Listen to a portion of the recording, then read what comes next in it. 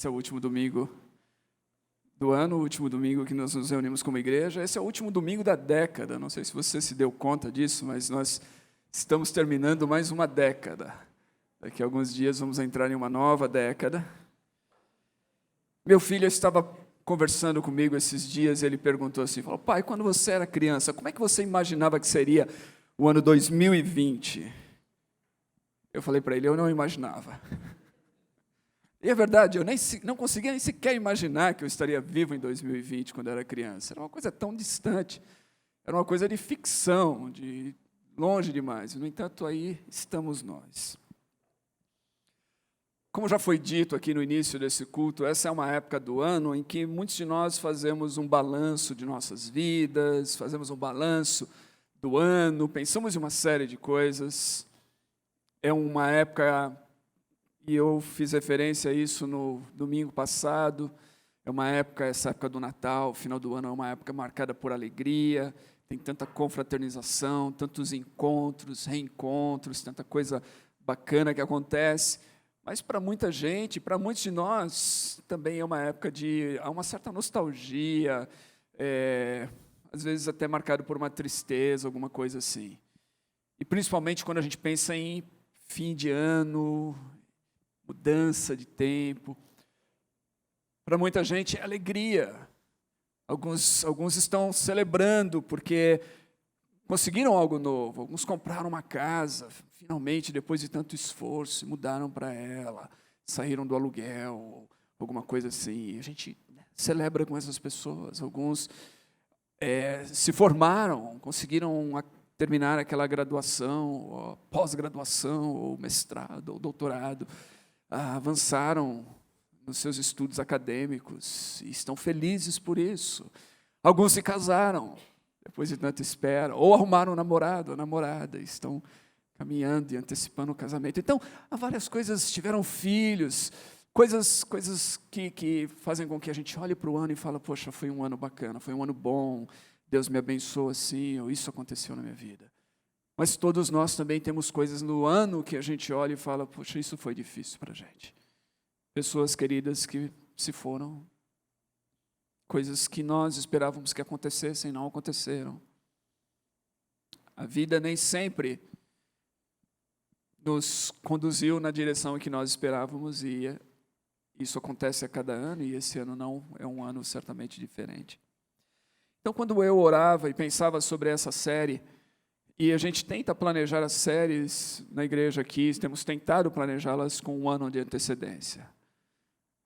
E os temas e o que vai ser falado a cada domingo. E boa parte da minha tarefa aqui na igreja é conduzir esse processo. O processo de planejar antecipadamente aquilo que vai ser pregado, que vai ser ensinado durante o ano. E nós tínhamos preparado, então, para o mês de dezembro, aquela série baseada nos cânticos de Natal do Evangelho de Lucas, que nós terminamos na semana passada. E eu pensei, nós estamos usando todas essas palavras, e são cânticos e palavras em latim, que se referem a esses cânticos. E aí eu falei, poxa, vamos terminar o ano com mais uma palavra e mais uma expressão em latim. Deo gratias, ou gratias. Essa é uma expressão em latim que, se você vem de uma tradição católica, se você frequentou a missa e tudo mais, você está familiarizado com ela. Ela é muito presente dentro da missa, na tradição católica romana. E em algumas outras tradições da igreja.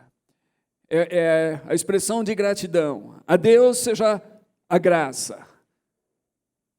É uma expressão de gratidão a Deus por aquilo que Ele fez. E geralmente ao terminar a leitura das epístolas na missa, ou ao término da missa em si, essa expressão é pronunciada. Deo gratias.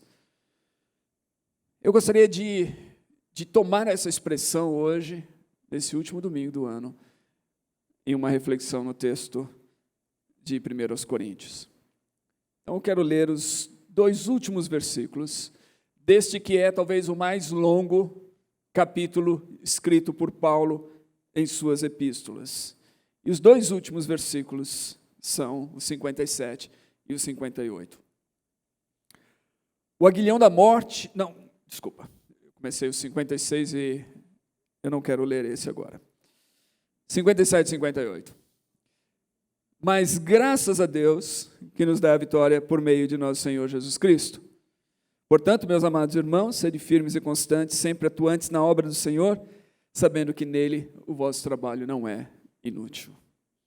Mas graças a Deus. Então, se você pegar a Bíblia em latim, você vai encontrar aí essas primeiras palavras do versículo 57, Deo gratias, mas graças a Deus que nos dá a vitória por meio do nosso Senhor Jesus Cristo.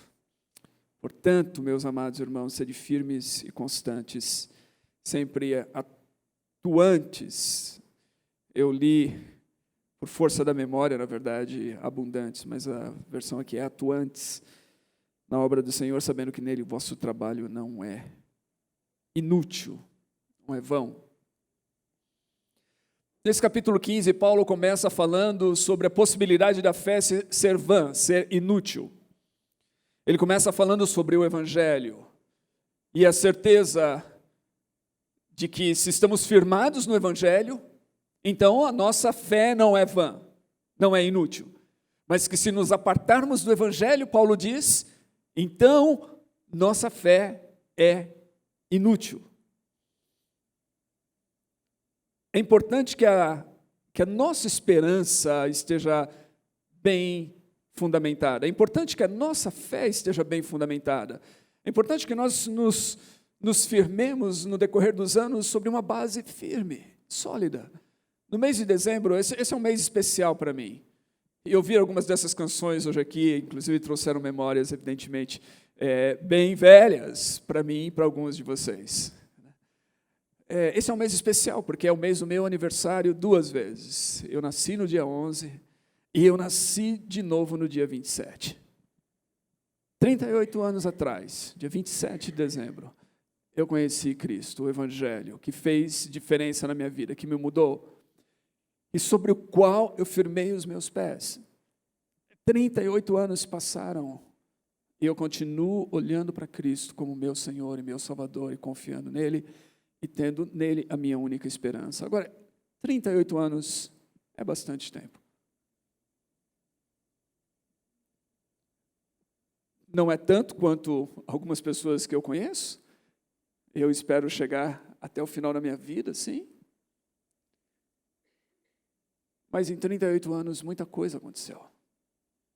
Muita coisa aconteceu na vida. Naqueles anos eu vi coisas boas e vi coisas que não foram tão boas. Atravessei vales profundos. Experimentei a presença, a graça e a bondade de Deus de maneiras extraordinárias. O que me manteve firme é o que Paulo diz aqui. E é o que pode nos manter firmes até o fim de nossas vidas. E isto é o Evangelho. A nossa esperança, a nossa fé, a nossa confiança tem que estar fundamentada no Evangelho. E o que é o Evangelho? Paulo começa esse capítulo 15 dizendo que o Evangelho é simplesmente isso. Cristo morreu pelos nossos pecados, Cristo ressuscitou, isso de acordo com as Escrituras. Cristo morreu por nós e Ele ressuscitou. Ele deu a sua vida por nós. E aquele que deu a sua vida por nós ressuscitou e está vivo. Nele temos fé. A nossa fé não é vã, porque a nossa fé está baseada em Cristo, naquele que foi enviado da parte de Deus para entregar a sua vida por nós, a fim de que nós pudéssemos ser reconciliados com Deus. Todos nós somos pecadores. Não há esperança alguma em nós mesmos, a não ser naquilo que Cristo fez por nós. Não podemos salvar a nós mesmos, por causa dos nossos pecados, que fazem separação entre nós e Deus. E essa mensagem da Bíblia, de tantas maneiras, que eu me pego aqui repetindo, e não quero repetir tanto assim, mas essa é a mensagem do Evangelho. No entanto, Cristo dá a sua vida por nós. Por meio dele nós temos perdão. Pensa que quão maravilhoso isso é. O fato de que nós somos perdoados. E nós não só fomos perdoados lá atrás. Nós somos perdoados, nós continuamos encontrando nele perdão e graça, porque todos nós, muito embora fomos reconciliados com Deus, ainda vivemos nesse mundo na presença do pecado. Nós somos livres do poder do pecado, mas ainda temos que conviver com a presença do pecado, o que significa que às vezes, você e eu, que amamos a Deus, que conhecemos a graça de Deus, que somos gratos por tão grande salvação, às vezes nós fazemos coisas que desagradam a Deus. Mas nós não desesperamos, porque Ele continua nos perdoando. Porque Ele é fiel e justo para nos perdoar, todas as vezes que nós voltamos para Ele com o nosso coração quebrantado, e voltamos para Ele com a nossa confiança, Ele nos perdoa. Esse é o Evangelho. Cristo morreu por nós, Ele está vivo, Ele não ficou lá na cruz, mas Ele está vivo, Ele ressuscitou, e Ele vive ainda hoje. Mas não só isso, nós encontramos esperança e fundamento, que assim como Cristo ressuscitou dentre os mortos, nós também ressuscitaremos. E essa é a tese, a grande tese desenvolvida por Paulo nesse capítulo. Havia entre aqueles cristãos dúvidas acerca da ressurreição, e Paulo está falando, olha, se não há ressurreição, então Cristo não ressuscitou. E se Cristo não ressuscitou, vocês continuam perdidos nos vossos pecados. Se Cristo não ressuscitou, não há esperança. Se Cristo não ressuscitou, a esperança que vocês têm é vã. Mas Cristo ressuscitou, e porque Ele ressuscitou, nós temos esperança. Que esperança é esta? É a esperança que nós ressuscitaremos também um dia, porque Ele vive. Nós temos vida com Deus, nós temos esperança na ressurreição. Ainda que venhamos a morrer, nós ressuscitaremos. Pensa bem, essa esperança dos cristãos, desde sempre na igreja cristã. É por isso que aqueles cristãos enfrentaram o martírio, enfrentaram as feras. Nesse mesmo capítulo, Paulo fala sobre isso. Ele diz que, como homem, ele lutou com feras em Éfeso. Nós não sabemos se essas feras foram feras literais, se ele teve que enfrentar em uma arena romana feras, animais, ou se ele estava falando de alguma coisa simbólica, mas foi uma tremenda batalha. Ele escreve na segunda carta aos Coríntios que esse tempo dele na Ásia foi um tempo em que ele chegou a pensar que a sua vida tinha se acabado. Desesperar da própria vida. No entanto, ele manteve a fé. Assim como Paulo, Pedro e tantos outros na história do cristianismo primitivo, e tantos outros na história do cristianismo até hoje. Muitos de vocês viram as notícias dessa semana ainda, de cristãos que foram degolados por um grupo radical na Nigéria. E isso é apenas, na verdade, uma notícia de algo que tem acontecido já há muito tempo, muitas vezes durante o ano, cristãos sendo martirizados, sendo entregues à morte. Paulo diz assim, por amor de ti, nós somos levados ao matadouro. Cristãos, literalmente, isso não é só uma expressão, essa é uma realidade para cristãos, literalmente, ao redor do mundo, ainda hoje. O que mantém essas pessoas firmes? O que nos mantém firmes? É sabermos que ainda que o nosso corpo tombe aqui, e um dia, cedo ou tarde, ele tombará. Um dia, cedo ou tarde, se o Senhor não vier antes, todos nós que estamos aqui, um dia enfrentaremos a morte, um dia todos nós morreremos, se o Senhor não voltar antes. Mas a nossa esperança está na ressurreição, porque Cristo ressuscitou, nós ressuscitaremos. E terceiro, quando é que isso vai acontecer? Paulo diz aqui no final do capítulo, pouco antes do versículo que a gente leu, ele diz assim, isso vai acontecer quando Jesus voltar. Quando Jesus voltar. Aí nós experimentaremos a ressurreição dentre os mortos. Versículo 52, ele diz assim, no momento, num abrir e fechar de olhos, ao som da última trombeta. Nesse instante, da volta de Cristo, no momento. É muito semelhante àquilo que ele diz em 1 Tessalonicenses 4, de 13 a 18, quando ele fala assim, irmãos, não queremos que vocês sejam ignorantes quanto aos que dormem, para que não se entristeçam como os outros que não têm esperança. Note, Paulo está falando daqueles que morreram. Os cristãos de Tessalônica estavam especulando sobre o destino deles, o que aconteceria com eles e tudo mais. Paulo diz, não sejam ignorantes quanto a eles. Ele se refere a eles como aqueles que dormem. Dormiram no Senhor. Morreram no Senhor. Paulo diz, não se entristeçam como aqueles que não têm esperança. Ou seja, Paulo sabe que eles vão se entristecer, nós nos entristecemos. Mas não como aqueles que não têm esperança. Por quê? Ele continua dizendo, porque se cremos que Jesus morreu e ressurgiu, cremos também que Deus trará, mediante Jesus e juntamente com Ele, aqueles que nele dormiram. Deus trará, por meio de Cristo e com Ele, quando Ele voltar, Deus trará com Ele aqueles que morreram nele. É isso que ele está dizendo em Coríntios, no momento, num abrir e fechar de olhos, ao soar da trombeta, os mortos ressuscitarão primeiro, e depois nós, os que estivermos vivos, seremos arrebatados, seremos transformados e arrebatados para encontrar com eles nos ares. Paulo diz assim, dizemos a vocês, pela palavra do Senhor, que nós, os que estivermos vivos e que ficarmos até a vinda do Senhor, certamente não precederemos os que dormem. Pois, dada a ordem, a voz do arcanjo e o ressoar da trombeta de Deus, o próprio Senhor descerá dos céus, os mortos em Cristo ressuscitarão primeiro, depois disso, os que estivermos vivos seremos arrebatados juntamente com eles, nas nuvens, para o encontro com o Senhor nos ares, e assim estaremos com o Senhor para sempre. Consolem-se uns aos outros com essas palavras. Nós cremos na ressurreição, nós cremos que isso acontecerá quando Jesus voltar. Por isso, Paulo termina essa epístola de 1 Coríntios com a expressão Maranata. Vem, Senhor. Vem logo, Senhor. Maranata, vem logo, Senhor. Porque a nossa esperança está aí. Então, quanto mais nós fixarmos os nossos olhos no fim da história, quanto mais pelos olhos da fé nós olharmos para o fim da história, e a história não terminou aqui, não termina com as vitórias desse ano, as conquistas desse ano, ou então as lutas, e talvez até mesmo as aparentes derrotas. E eu gosto de pensar em aparentes derrotas. Teve um artista cristão na minha época de adolescência, ele morreu em 1987, mas ele fez muito ruído, muito barulho naquela década de 80 na música cristã brasileira. O nome dele era Janires. E o seu grupo mais conhecido era conhecido como o Rebanhão. Eu, quando era novo convertido, eu achava que era do diabo isso. Mas depois eu percebi que não era.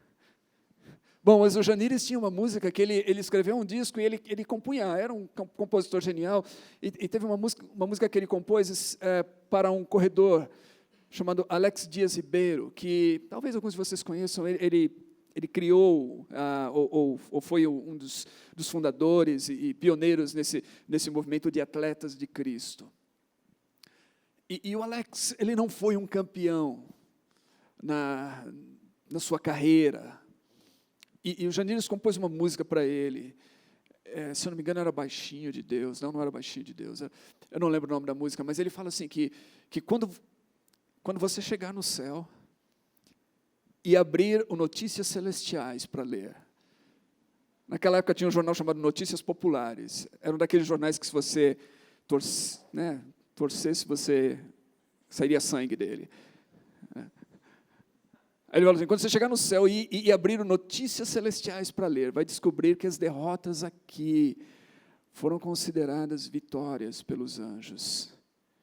E que ao lado do seu nome, no livro da vida, está escrita a palavra campeão. Ao lado do seu nome, lá no livro da vida, está escrita a palavra campeão. As nossas derrotas são aparentes derrotas, dentro desse grande plano e da história de Deus. Então, quando nós mantemos os nossos olhos fixos no fim da história, isso nos dá habilidade para viver uma vida de gratidão. Nós podemos ser gratos, mesmo quando as coisas parecem não ter dado certo.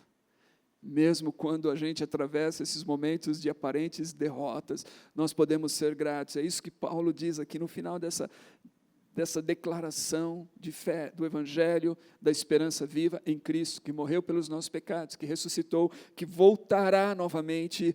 Paulo diz, mas graças a Deus que nos dá a vitória por meio de nosso Senhor Jesus Cristo. A nossa vitória se encontra em Cristo Jesus. Deo gratias, damos graças a Deus, porque somos vitoriosos por meio de Cristo Jesus. Damos graças a Deus, porque chegamos ao final de mais um ano. Damos graças a Deus, porque até aqui Ele nos conduziu. Damos graças a Deus pela fé que nos sustentou, que vem dEle. Damos graças a Deus. Essa é a mesma expressão que Paulo usa no capítulo 2, versículo 14 da sua carta.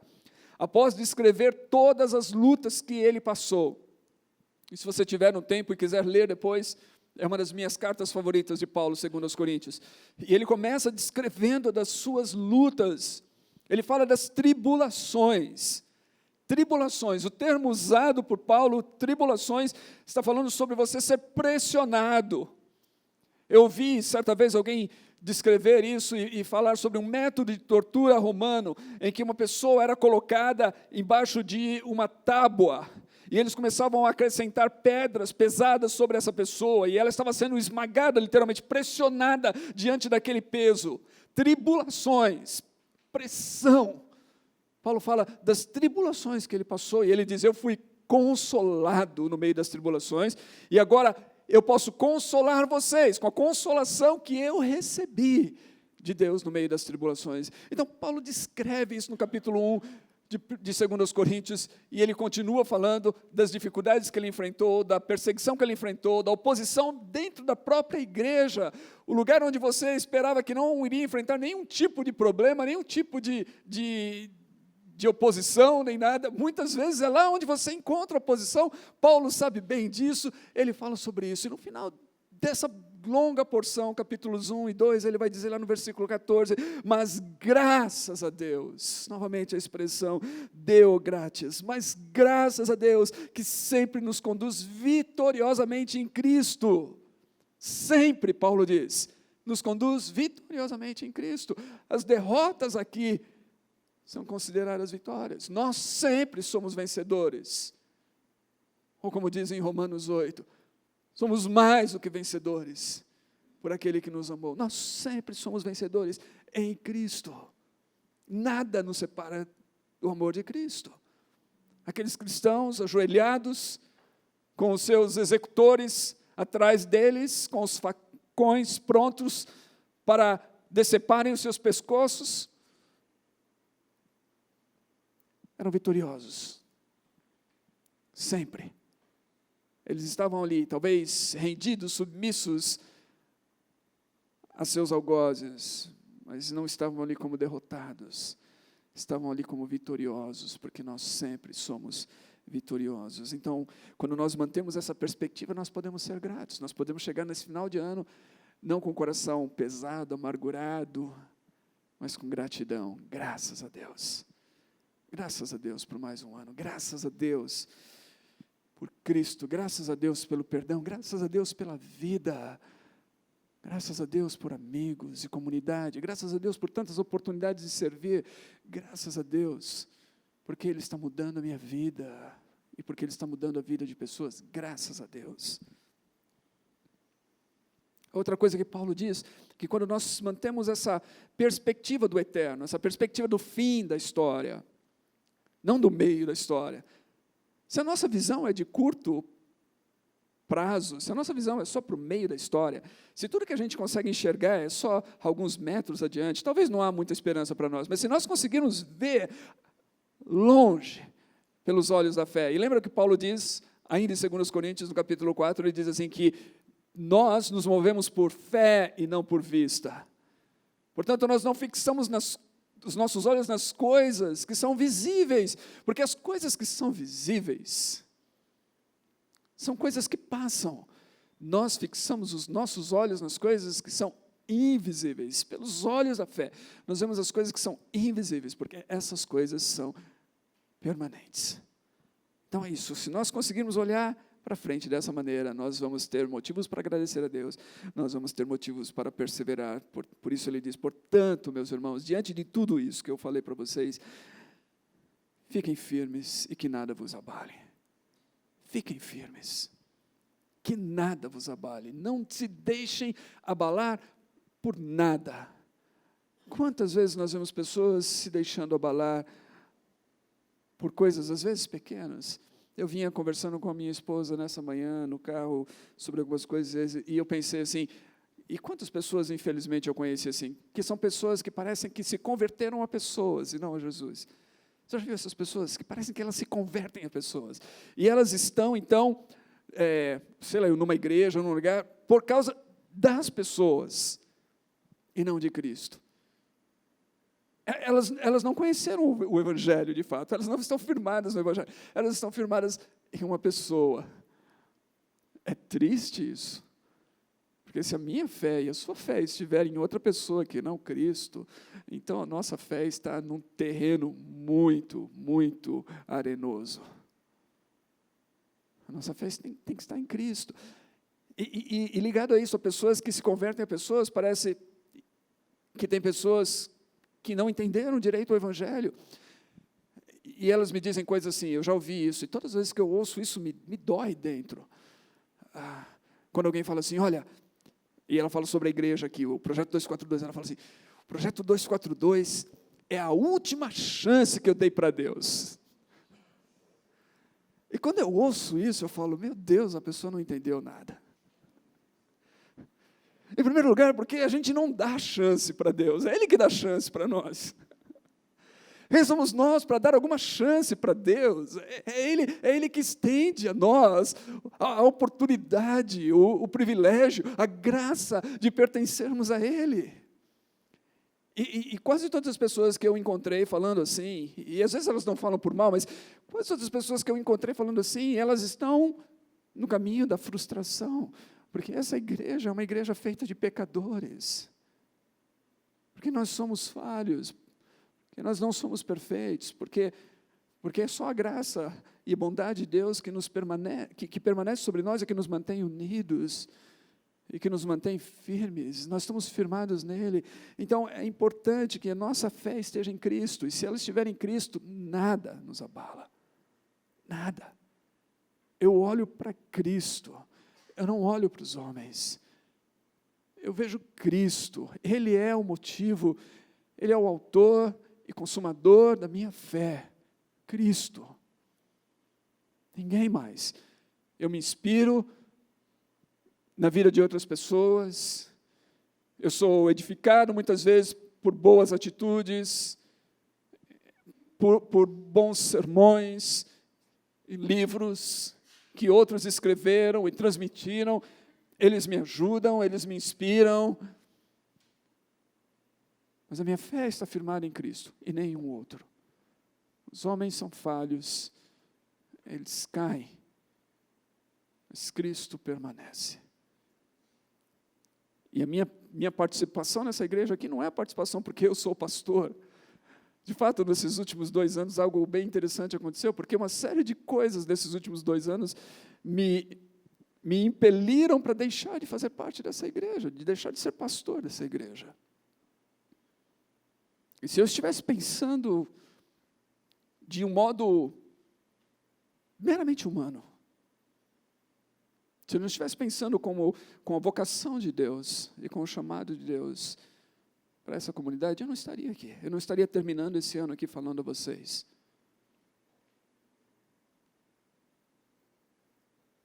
Mas eu não estou aqui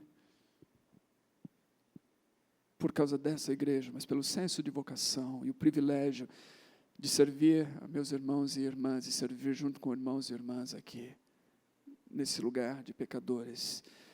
Então, que nada vos abale, fiquem firmes, que nada vos abale. Sejam gratos, fiquem firmes.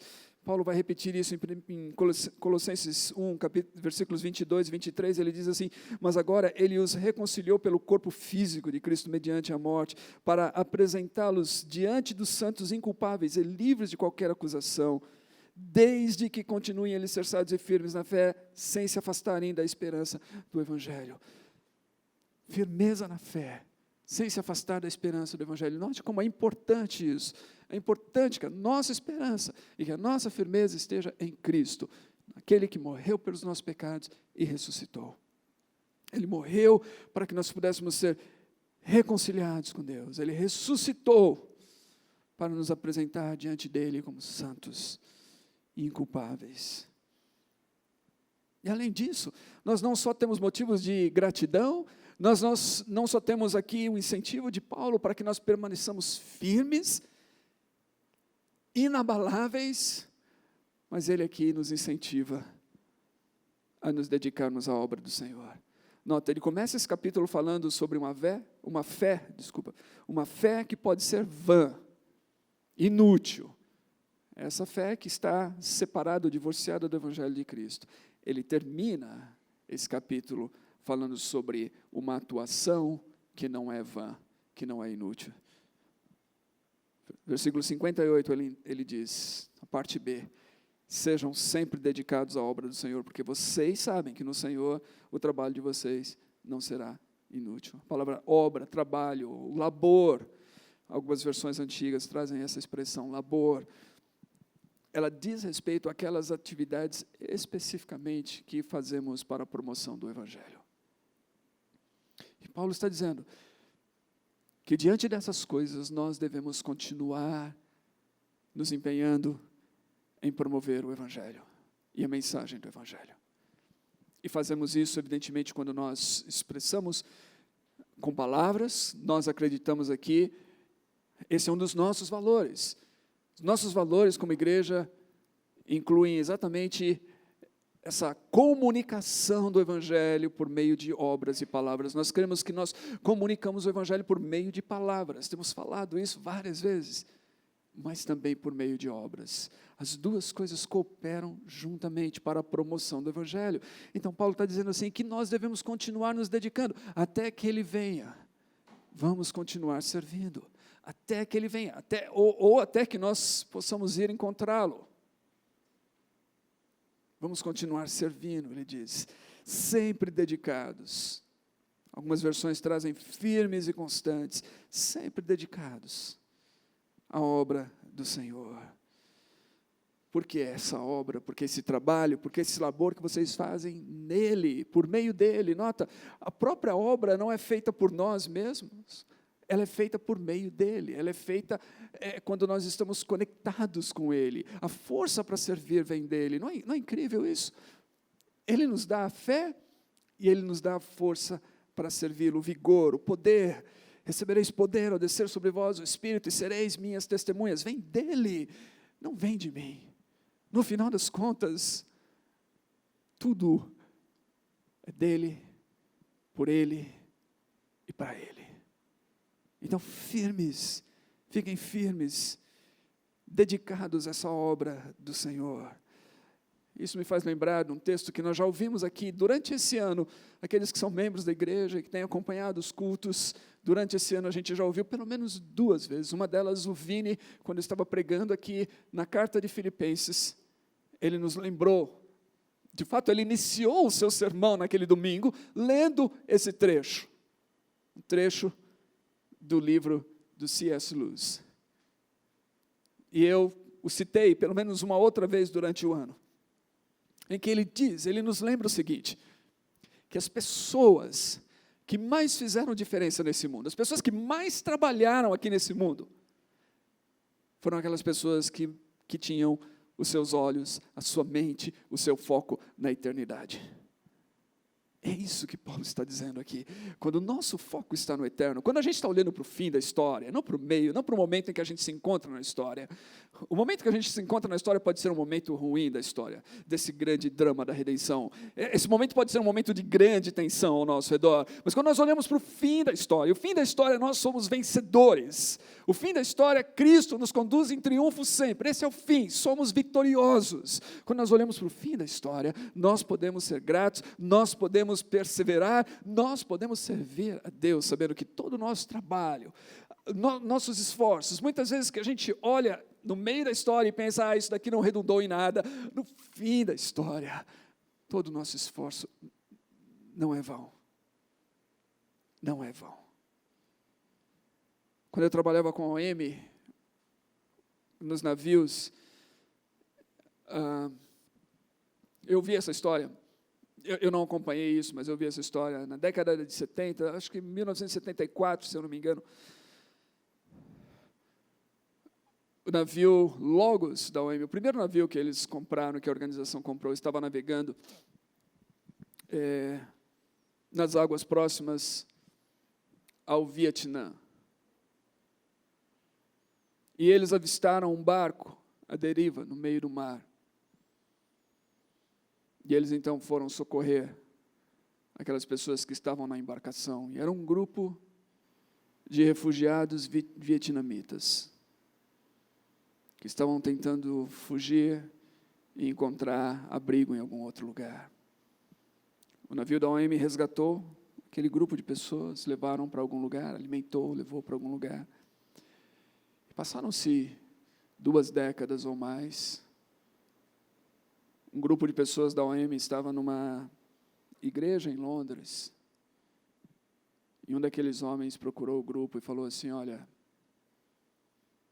eu era uma daquelas pessoas que estava à deriva no mar, quando fui resgatado pelo navio da OM. E ele foi lá agradecer.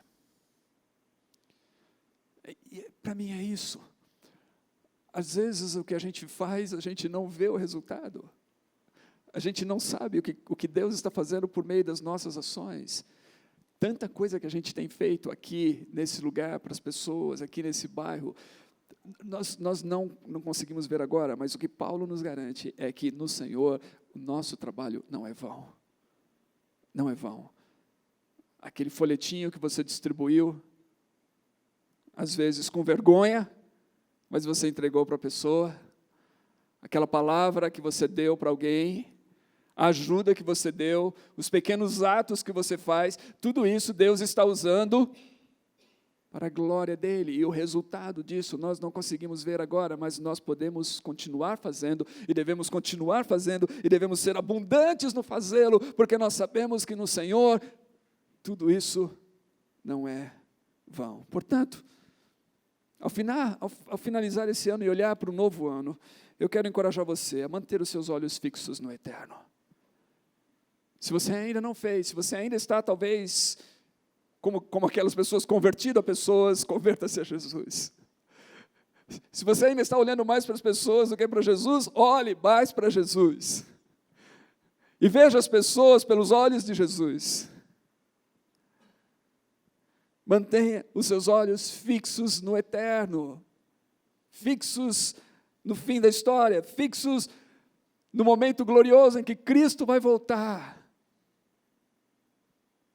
E que nós vamos finalmente ver, ao lado do nosso nome, lá no livro da vida, está escrita a palavra campeão, porque nós somos vencedores.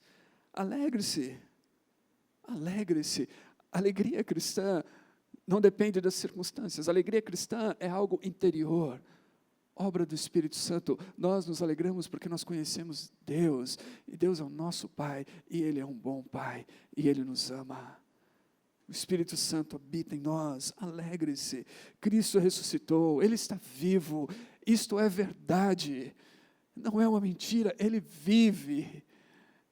Não importa o que aconteça, alegre-se. Não permita que nada mova você da esperança do Evangelho. Coisas ruins vão acontecer em nossa vida.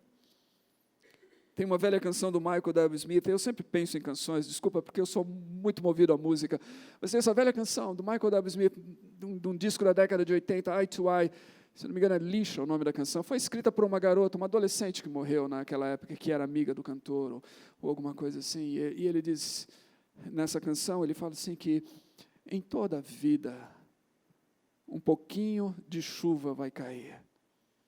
E quando nós perdemos alguém que nós amamos, é uma tempestade. Essa é a realidade. Essa é a realidade. Todos nós vamos passar por momentos difíceis. Todos nós vamos passar por momentos em que parece que não só choveu, mas caiu uma tempestade. Mas não permita com que nada, absolutamente nada, mova você ou tire você da esperança do Evangelho. Mantenha seus olhos fixos no eterno. Alegre-se em Cristo. Continue investindo na eternidade. Quantos nós investimos em coisas dessa vida? Não há nada de errado com isso. Você pode investir. Alguns não têm nem como investir. Você está falando de investimento, você fala assim, meu Deus, eu estou tentando pagar as dívidas e não investir. Estou tentando sair do vermelho e não investir. Mas não há nada errado em investir em coisas nessa vida. Não há nada de errado, desde que você não deixe de investir naquilo que é mais importante e invista na eternidade. Paulo diz isso de maneira contundente na sua primeira carta a Timóteo.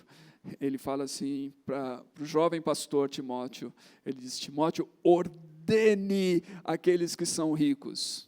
Ele não poupou palavras ali, olha só, ordene aos ricos, para que eles aprendam, Paulo diz assim, a colocarem a sua esperança em Cristo, para que eles sejam ricos em boas obras, para que eles acumulem para si tesouros no céu. Isso não é só para os ricos, isso é para todos nós. Evidentemente, os ricos têm mais responsabilidade nisso. Mas todos nós. Invista na eternidade, invista com seus dons, com seus talentos. Se você não tem muitos recursos, você tem a sua vida. Dons e talentos preciosos. Invista na eternidade. Faça isso. Termine o ano com essa disposição, com essa atitude. E comece o ano com essa atitude, até que Cristo venha.